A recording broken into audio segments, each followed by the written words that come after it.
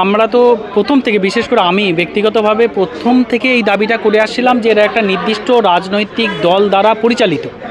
তারা বিভিন্ন রাজনৈতিক দল দ্বারা, বিভিন্ন নয়, নির্দিষ্ট একটা রাজনৈতিক দল দ্বারা পরিচালিত, এবং তাদেরকে ফান্ডিং করছে ভারতীয় জনতা পার্টি, বিরিয়ানি খাইছে ভারতীয় জনতা পার্টি, এবং তারা নির্দিষ্ট নামটা বলেই দিলাম, তারা ডিএসও, ডিএসএ, সিআইও, বিভিন্ন যে সংগঠনগুলো আছে, ছাত্র সংগঠনগুলো, যেগুলো মাওবাদী সংগঠন, যেগুলো বাম অতি বাম সংগঠন, তাদের দ্বারা এরা পরিচালিত এবং তাদেরই সংগঠনে করে। অর্থাৎ তারা উদ্দেশ্য প্রণোদিতভাবে এটাকে একটা ইস্যু বানিয়েছে। আসলে আরজি করের যে বোনটা, সেই বোনটার বিচার এরা চায়নি। ওরা যেটা চেয়েছে সেটা হচ্ছে মমতা বন্দ্যোপাধ্যায়ের চেয়ারটা। প্রথম বলেছিল জাস্টিস ফর আরজি কর, আমরা বিচার চাই, কিন্তু পরবর্তীকালে বলেছিল মমতা বন্দ্যোপাধ্যায়ের চেয়ার চাই। আমরা তখন স্পষ্ট হয়ে গেলাম যে প্রথমে এরা মিথ্যা বলেছিল, এখন সত্যটা বলছে।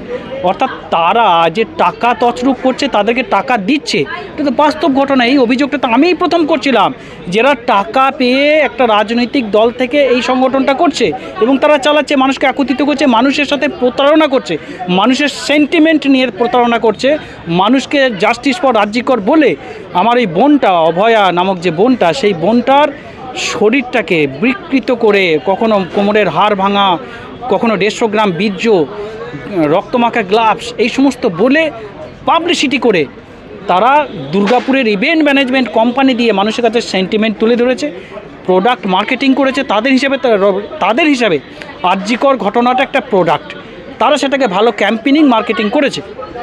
তার ফলস্বরূপ কয়েক কোটি টাকা তারা পেয়েছে, এবং শুধু পাবলিকের থেকেই টাকা নেয়, রাজনৈতিক দল থেকেও তারা টাকা, বিরিয়ানি খরচা তারা পেয়েছে।